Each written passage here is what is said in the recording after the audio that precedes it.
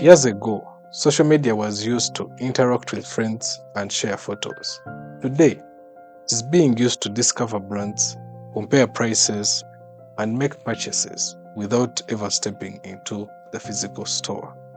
In Uganda, SMEs account for about 90% of private sector businesses, making them the backbone of Uganda's economic growth. Given that customers have now shifted online, this raises a very important question. Is social media now a necessity for businesses to thrive?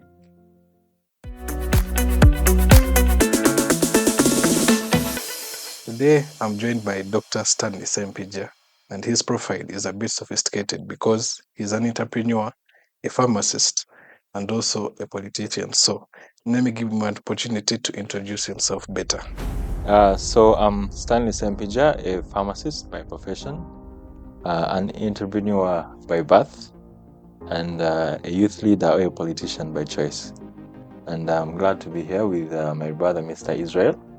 I think we first met last year when I was campaigning, Yes. and he gave me a good platform to talk to the people of Mackenzie East. And now I am back to talk about business, right? Yes. Yes, thank Sure. you so much for joining us. Now, going right into our conversation, we're seeing that social media has changed how businesses communicate, sell, and even advertise. How has this changed over the years? Social media, in my opinion, has greatly collapsed the distance between the customer and the business. Back in the day, you had to, if you needed something, if you needed to buy a trouser, you had to go to town, get your money, go to town, and move from shop to shop looking for the best trouser that you can get from the best dealer and probably at the best price that you can actually get. But fast forward to now, you can do all that online. You can look for the best trouser you can get without moving a single inch just by scrolling through your phone. And even with the businesses now, marketing is done online. Most businesses are now spending a lot more on digital marketing than the traditional methods of marketing. Exactly. Sales are closed online. And according to the latest UCC report, 11.5 million Ugandans were on the internet by the end of 2025. Remember, we're about 50 million Ugandans. Yes. So a fifth of the market is all on the internet. And of course, that same report shows that over 20 million Ugandans have or own smartphones. Okay, that is that's about 30% of the entire population. So everything now is based online. Businesses are marketing online, they're selling online, they're handling customer grievances online, they are following up on customers online, and of course, even us at Sage Buyers, you see, we can shoot random content, post it on TikTok, and before you know, you have people beginning their purchasing journey on your WhatsApp. Yes. From a video you posted on TikTok. Yes. And most cases, those sales are closed on WhatsApp itself. And the last thing is usually left is the last mile delivery, which is usually the physical bit of it. But most parts of businesses now happen online. Yes. Yes, please expand for us how this digital shift has affected your business. How it has affected my business. Yes. So with this digital shift, I have been able to, of course, most of you remember the lockdown period. Of course, in my business, that is the mobile retail industry. Yes. Most customers preferred to come to the physical stores. I don't know if you guys remember, but there's that Wilson Street. It used to have some phone shops, and if you wanted a premium device, you had to walk to Wilson Road and get access to that premium device. But now all you have to do is to scroll social media. You will find a number of dealers online. You'll be able to vet them online, choose which customers work best for you, or choose what products you want to get, and then you can be able to close a sale or two. So us at Sage Buyers, we manage most of our operations online. Of course, we have a physical store, but most of our marketing is done digitally. Most of our handling of customer complaints is done digitally. Most of our after-sales support is all done digitally. You could please show us how this digital shift has transformed your business. Has it transformed your sales, profits? What impact has it had on your business? Just to give you a more elaborative figure, 70% of our sales happen on WhatsApp. Oh, that's quite exciting. 70% closed on WhatsApp. So out of those 70%, some are deliveries, but some come and pick up their devices from our store. So from being able to showcase our products online, to being able to teach people how to use our products online, and to being able to show people our offers online. Yeah, so everything is literally done online, and people just come to the physical store to just pick up devices, or maybe to just come and prove that you guys actually exist. But most of the work is actually done online. Okay, so beyond people that are dealing in the same line of business as you're dealing in, probably someone could have a retail shop in for example, Chikumi or in Chikoni or in Wande Gear, dealing in different products from what you're dealing with. You're dealing in iPhones, but someone could be dealing in apparel. You get what I mean? Yes. So why would you recommend this person consider joining social media or putting their brand out there on social media? Actually, what I would describe social media now, social media is not just a form of publicity now. Yes. It is now a part of business infrastructure. You are not just there to show people what you sell, but you are there to educate people about what you sell. Yes. You are there to handle customer grievances. You are there to show people that you are credible.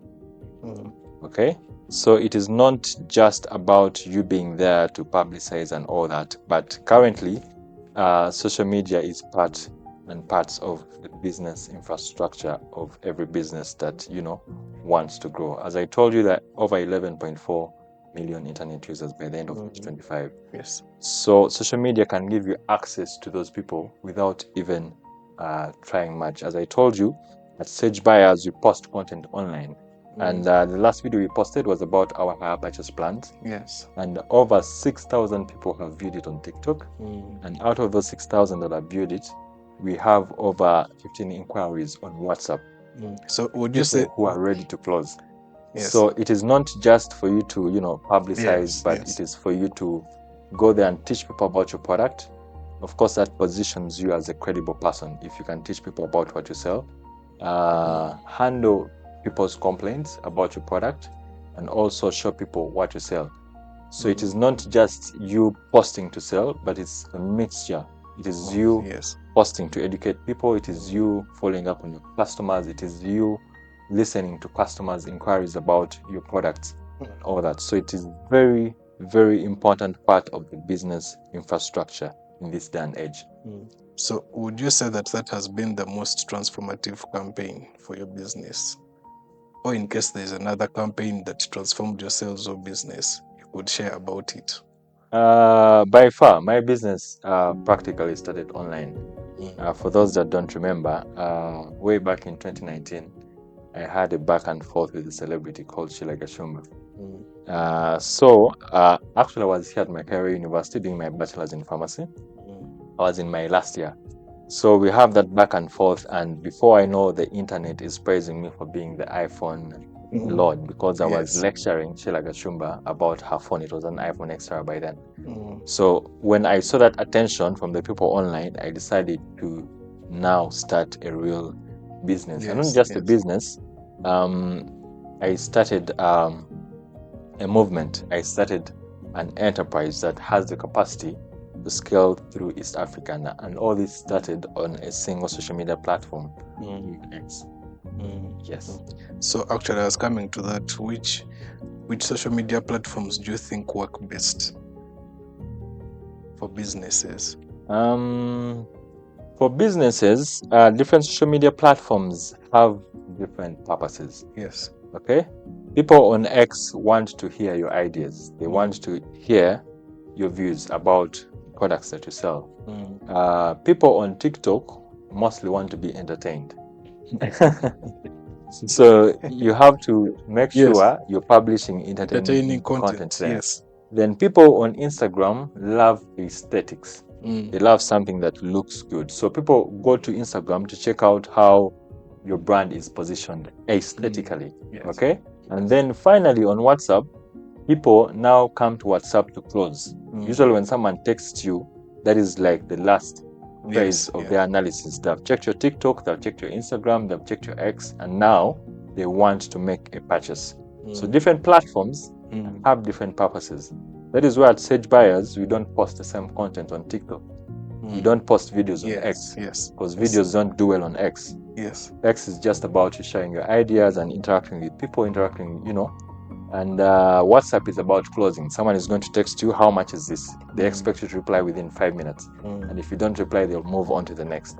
So you have to be able to reply people fast, because that is where you're going to close the sale. Instagram, people will come to check out how aesthetically pleasing or how is your brand positioned. Yes. So different social media platforms have different purposes. So it is incumbent on the business to choose which content they're going to post on the different platforms, and that content should be able to achieve the targets that those social media platforms can give you. Yes, but you've still not answered which one is best, because it would give someone who has a business, who has an SME, to know which platform they should give a lot of focus and attention. Okay, now let me put it this way. If you want your products to get known, TikTok is the place. Okay, if you want to get known. Yes. Okay, if you're not known, popularity. But if you want to establish yourself as an authority in a certain field, then X is the place. Okay, X is the place. If you can go to X and properly articulate the products, your offerings, your discounts with the people, because X is a very interesting place. Yes. As a commoner, you can interact with even the president himself, because I've seen the president reply certain tweets. Yes. Okay, so X gives you the authority. If you want to become an authority, let's say in the iPhone world, then X is the place to go. Then Instagram, if you want to be seen as someone who is cool, someone who is aesthetically well positioned, then that is where you go. Okay, and then finally, WhatsApp is where you close sales. If you want to make sales today, if you want to sell today, if you want to make some money today, now, you don't post on X, you don't post on TikTok, you don't post on Instagram. You have to go to your WhatsApp and update your stories, because that is where you're going to be able to close sales immediately. Yes. So I hope that answers the question. If you want to be known, that gives a clear TikTok. Yes. If you want to establish yourself as an authority in your industry, then you have to dominate X. If you want to make a sale now, if you're selling shirts and you want to sell now before you close, post that shirt on your WhatsApp story. Don't post it on X, because it won't be bought. Yes. And you'll probably walk home. So many businesses focus on followers. From your experience, does this matter? And how have you managed to build your audience to have numbers? Followers and views. Yes. That's a very important question. In my experience, and in my experience with Sage Buyers, you can actually invest a lot in a video, get thousands of views, and not convert a single one of those views into a sale. Okay? And then you can post some random content that you didn't even invest a single coin in, and it gets 1,000 views, and you make more than 10 sales from it. So for me, practically, choosing a video that gets 10K views and gets me no customers, I'd rather one that gets me 1,000 views and gets me real customers, real conversions. So is there a way you can give a recommendation to the type of content that really matters? Could be behind the scenes. Very brilliant question. Yes. So the type of content that actually matters or that actually works. Of course, data has now shown that an average individual spends about 2 hours and 13 minutes every day on their phones. 2 hours and 13 minutes every day, every average individual with a smartphone. So there is so much on the internet that you need to carefully select what you post on there to get people's attention. Yes. So for me, from my experience, I've discovered that the content that works is the content that mixes a bit of education. You're supposed to teach customers what you sell, a bit of human experiences. You're supposed to show people that are using your product. And real people. They're supposed to be real people, not people that you buy from the streets. Of course, there are businesses that, hire models to come and, pretend that they're buying their products. Yes. Okay? So people will notice that. So the content that works is the one that mixes education, you mix human experiences, and then you also show people how the operations actually take place. For example, in my Sage Buyers, we show people unboxing content. We show people real customers unboxing their phones from Sage Buyers. Okay? We show how we prepare these phones with customers before they even come into the store. Okay? Yes. We teach people, for example, my last video on TikTok was 5 things people should consider before buying a MacBook. Okay? We also teach people how to buy these products. Okay? And finally, we also respond to inquiries online. Okay? So a mix of all that is what will get you the attention of these 11.5 million internet users in Uganda. Okay? I also find that most people, especially phone dealers, of course, this cuts across even those that, sell apparel. Yes. First thing in the morning, dresses, stock available, 100,000. White dress, 200,000. Black dress, 300,000. Okay? And then they sit down and wait for customers. Okay? Even phone dealers, first thing, 16 Pro Max, 2 million. 17 Pro Max, I think you've also seen. Yes, definitely. Okay? So that is the kind of content that everyone is posting. But that is not the kind of content that is going to get you the visibility and the conversion that you need to grow your business. Your content should be a mixture of education, client experiences, real customer experiences. Give us behind the scenes of your staff, preparing the phones that you're going to sell to us. Show us how you check these devices before you actually give them to the customer. And that is how I can trust, or that is how you can actually get attention that converts into sales. Because that's the most important thing. You don't want to be going viral and not making sales. My friend, you'll not spend even 1 year in business. Yes. Okay, I'm sure you've seen some businesses, online businesses. Someone starts and then within 3 months, they're like, I got a job somewhere, I quit this stuff. Because you are not doing the right thing, you're not posting the right content that can actually convert into sales. Yes. So for us at Sage Buyers, if you check our pages, realize that it's a mixture of all that. And that is why we never run out of customers. For the past 4 or 5 years, we've serviced over 4,000 customers. Okay? And if you visit our shop, it's never without a customer. And that is because we don't wake up in the morning and tell people, buy now, buy now, buy now, buy now, buy now, buy now. We wake up in the morning and teach people, if you want to get a MacBook, what should you consider before you buy it? No pressure. Okay? No pressure. Plus, you also have bills to pay. Yes. But you have to be strategic. Yes. You understand? You have to be strategic. Must have a good experience. Yes, it has to have a good experience so that you can also make the money and make the margins that you want. Because the more the customer has a higher perception of your brand, the more they are willing to pay. And they're not going to get that higher perception if all you do is wake up and post this product, this cost, this product, this cost. No. You're supposed to show them that you're an expert. You know what you're selling. Educate them.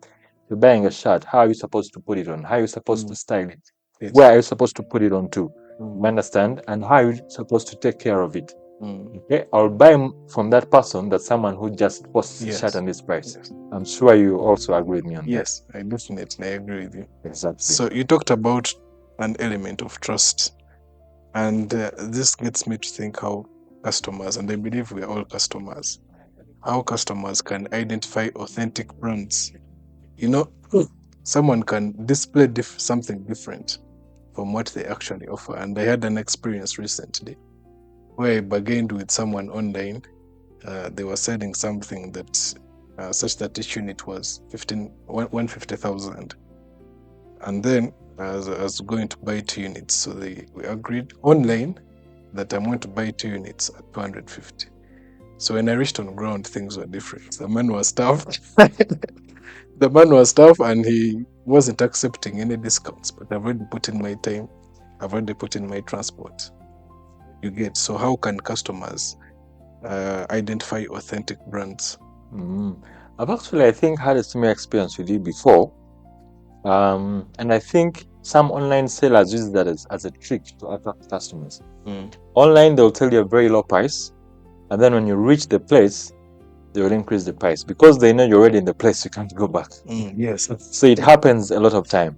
So for me, or for the people listening to us, authenticity is more than just what you see on the person's feed.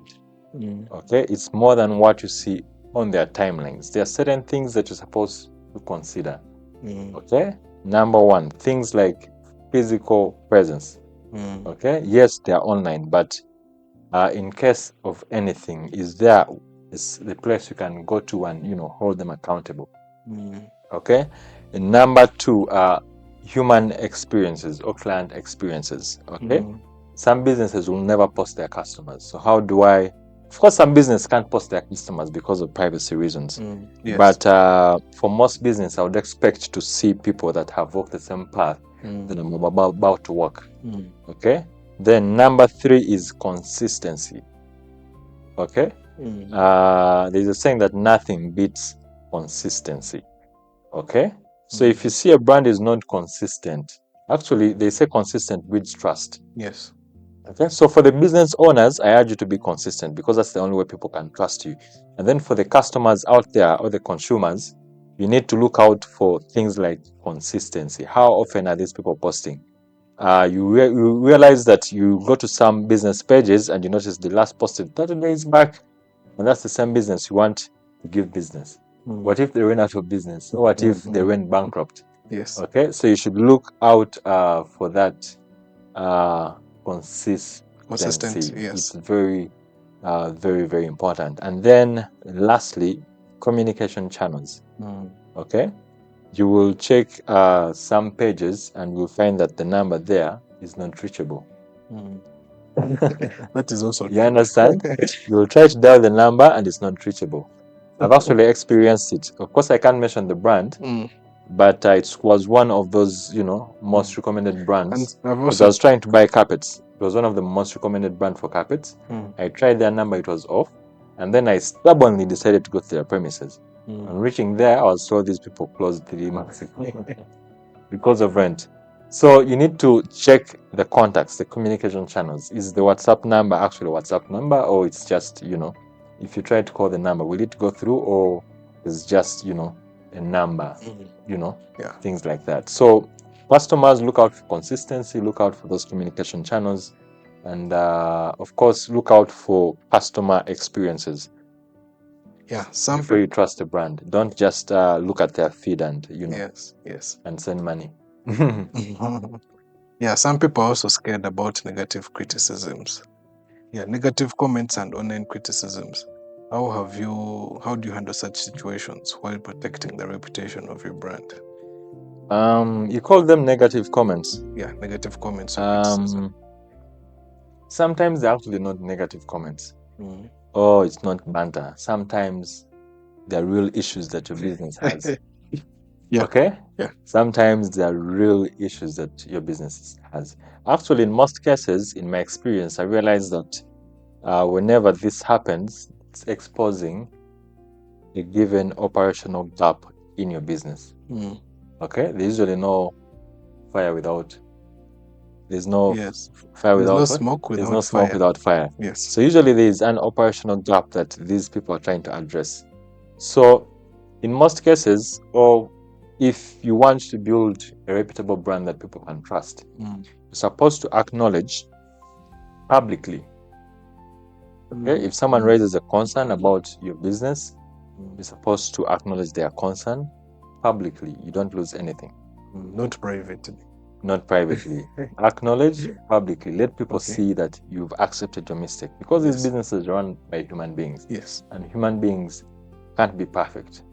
Okay, of course there will be people trolling you, but there are people who will understand. So once something comes up online, acknowledge it publicly, then investigate it privately. Okay, because me as a business owner, I work with a team of about 10 people. Okay, and those 10 people are human beings, and anyone can make a mistake. Okay, so I have to then investigate privately. Okay, and when I realized that there was actually a real issue, I will do my best to fix it. Okay, I'll do my best to fix it, and I won't post that I've fixed it. Okay, Yes. I'll make sure the customer who was affected has been compensated in one way or the other. Okay, there's a time when, of course, my brand there was some fire in my brand. Of course, what I did was to acknowledge publicly that we've had a few delayed orders here and there, and then I had to go ahead and investigate why some orders delayed. We actually discovered that some goods were still at URA, the customers who hadn't completed payments, and we had to find a way to recover those payments so that we can clear the goods at URA and then fulfill the pending orders. Okay, so I acknowledge that, I investigated, I found the problem, and I tackled the problem. Okay, so that is how you build a brand that can be trusted. You don't just see people complaining and you ignore them. Okay, usually for a brand you have to respond to those complaints. I have a rule at Sage Buyers: all customer complaints must be acknowledged within 5 minutes. Yes. Okay, if someone posts online that they are facing something bad, we acknowledge it immediately, and then we start the investigation process. Yes. And once we investigate and find where the loophole is, try to fix it as a brand. You understand? So that we can get more people to trust us, because people actually buy trust. People don't buy iPhones. They don't come to Sage Buyers to buy iPhones, but they come to Sage Buyers because they can trust us Yes. to give them a good phone. Because we are convenient. We have a physical store that they can easily access. We have an app that they can download on their phones and buy the latest iPhone. We have a website that they can browse and check out our catalog. Okay, so we are trustable, we are convenient, and we are responsive to our customers. Yeah, so thank you so much for those insights. So as we conclude, I would like you to comment on the digital skills that people need to learn today in order to build successful brands online. Because you probably produce content, because you deal in phones, you know it is easy to produce content, but there is a 40-year-old woman who is running a shop who really wants to put her products out there, but they do not have the capacity. They do not have, first of all, the skills. Internet is quite expensive. So what advice would you give such people on how they can bridge that gap of skills? Now, when it comes to the skills that are most relevant now to the digital landscape, content creation comes first. You need to know how to create content, because this is literally the product. Okay, people will not see the product physically, but how you capture the product and you put it in their faces matters. But of course, it begins with how you capture the product.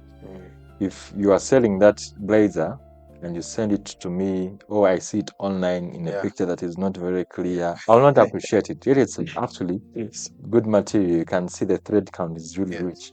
Okay, so you need to learn how to bring out the qualities of what you're selling in the content that you shoot. Yes.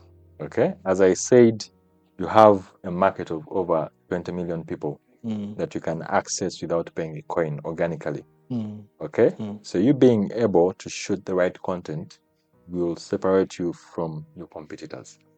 Okay, then of course, number 2 is knowing how to target your ideal audience, because not everyone is going to buy from you. Okay, not everyone on the internet needs an iPhone. Not everyone on the internet, needs a blazer like yours. Yes. Okay, Yes. so you need to find out who needs an iPhone. Okay, young professionals. Okay, we have premium customers. Okay, we have students who would like to do things like production. So you need to be able to know how to target, especially using the paid ads. Yes. Okay, Yes. once you are promoting an ad, you need to know how to make it reach the audience that you're making it reach, or you're trying to reach with your message. Okay, and then number 3 is I think you can guess that. Artificial intelligence. Yeah. Artificial intelligence. And I'll say it the third time, artificial intelligence. You need to learn how to use these AI tools Yes. to market your business, because they are quite important. Because in this day and age, you might not even need a script writer. Okay? Yes. In this day and age, you may not need a copywriter, someone to generate captions for your posts. Okay, in this day and age, AI can teach you how to capture the right content. So you need to learn how to use AI as much as you can. So those 3 digital skills are key. Yeah. You need to learn how to capture content. Of course, if you want a good phone that can help you capture high quality content that your customers will appreciate, Yeah. you come to Sage Buyers and get Buy. yourself an iPhone. Yes. Then number 2, know how to target your ads, know how to reach the audience.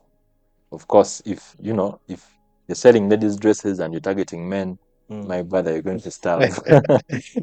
You're going to starve. Yes. And number 3, we have an assistant now in this day and age. My goodness. AI. You guys can't imagine how much you can do with AI. AI. Yes. Okay? Personally, in my business or in my brand, I pay for an AI tool that replaced about 5 people I was employing. Okay? So this AI tool costs about 90,000, but Per month. it is saving me millions of shillings. Is that 90,000 per month? Yes. Okay. It is saving me millions of shillings. Of course, not everything AI can do, but Yes. AI can Can do actually most. do a lot in this day and Yes. age. So make sure as a business owner, you have a good idea of how AI works, you know how to create content, and also you know how to get that content to the right people. Yeah. Thank you so much for those insights. Yeah. And as we conclude, I know this is not part of the conversation that we've had, but Mr. Abraham Luze made a brave take and says that there is no business in Uganda that makes profits legitimately without dodging taxes and so on and so forth. So each time I meet someone who is running a business, I'm compelled to ask them about that take and if they think it is true. So as we conclude, very briefly, you could share your thoughts about that. It is largely true because I've operated a business for about a year without any profits. Okay, and I think the mistake that I made was not being able to measure certain things. Not being able to measure, okay, I've invested $1 million into creating content. Will this content give me back that 1 million? What yardsticks do I use to measure that? Okay, so for most people, they invest a lot in putting their content out there. Yes. And they're not able to track that content, how it's moving, the leads, the conversion, then ultimately the sales that you get from that content. And so many people are still within that bubble. They're not able to measure, or they don't have the time to measure. Okay, someone comes to town and they can't even think about the fact that they have used transport. Yes. They're buying airtime, and being able to measure that and factor into the goods that they're selling. Okay? And when they make the profits, they don't know that they have made gross profits, not net profits, because they haven't paid rent. Yes. So if you don't pay attention to certain details in Yes. business, you're going to run a business for 5 years without any profit. And that is, I think, where Lucy comes from. Because most Ugandans don't have the time to measure. Most of them, even from my experience, I know people, you can ask them, how much do you spend in your business? And they don't know. They don't know. I pay rent, I pay employees, but they don't know there's other hidden costs. Yeah. So at the end of the day, you balance and profit's zero. But because you still want to show face that you haven't closed, you continue operating. So I urge Ugandans, especially Lucy himself, if you're operating a business, you need to be able to measure each and everything, because you unfortunately can't control what you can't measure. Okay. Thank you so much for those insights and for joining us today. Thank you so much. It's been a pleasure to And have you. lastly, I think the businesses that are going to win in this digital era are businesses that can actually listen faster to the customer, be able to communicate clearly to the customer, and move as fast as possible. Not the businesses that are getting the most views. You understand? Yes. So you should be able to listen to the customer as fast as possible, communicate your message as clearly as possible, and that is how you're going to be able to own the next years, because I believe the brick and mortar system of doing business is outphased and we are going digital. Yes, thank you so much for those insights, and thank you for joining us today. You're welcome, Mr. Israel. Wish you well. I look forward to coming back here. Definitely. Especially given the fact that you can talk about politics and pharmacy and what. Exactly. Yeah. You can always have this conversation. I can always come back, talk about drugs, talk about leadership, and talk about business. Yes. Yeah, so this brings us to the end of this episode.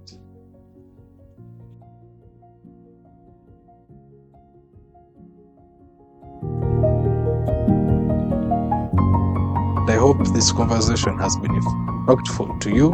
If you have a business that you're running, if you're a potential entrepreneur, or if you're dealing in any product or service, could be passports, could be wigs, could be a retail shop, could be hardware, anything that you're dealing in, social media has a potential to transform your scale, your sales, and also to increase profitability for your business.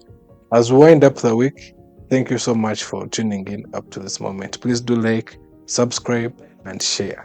I remain Israel Ayabazibwe, your host.